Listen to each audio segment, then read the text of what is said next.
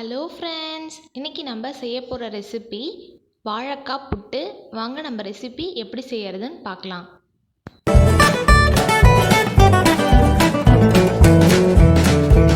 வாழைக்காயை 2 பீஸாக கட் பண்ணி நான் தண்ணியில் வேக வச்சுருக்கேன். இப்போ ஸ்டவ்வில் கடாய் வச்சு 4 ஸ்பூன் எண்ணெய் விட்டுடலாம்.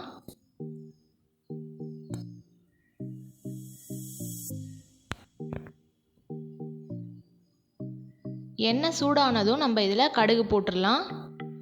கடுகு நல்லா பொரிய ஆரம்பிச்சிடுச்சு. இதில் நம்ம உளுத்தம்பருப்பை சேர்த்துக்கலாம்.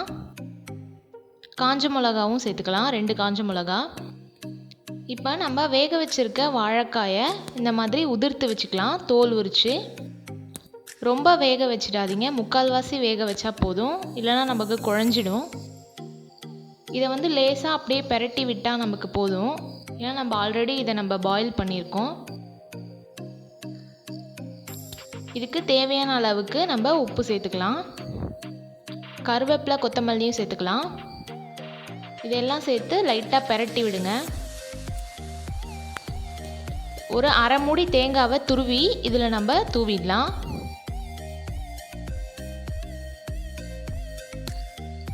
பாருங்கள், சூப்பராக இருக்குது பார்க்கவே. இதெல்லாம் சேர்த்து நம்ம நல்லா பிரட்டி விட்டுடலாம்.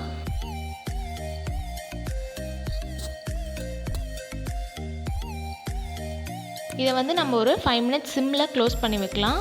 அவ்வளோதாங்க, நம்மளோட வாழைக்காய் புட்டு ரெடி ஆயிடுச்சு. இது ரொம்ப சிம்பிளான ரெசிபி. ஈவினிங் ஸ்நாக்ஸ் மாதிரியும் நீங்கள் இதை சாப்பிடலாம், நல்லாயிருக்கும். கண்டிப்பாக ட்ரை பண்ணி பார்த்து எங்களுக்கு எப்படி இருக்குன்னு கமெண்ட் பண்ணுங்கள்.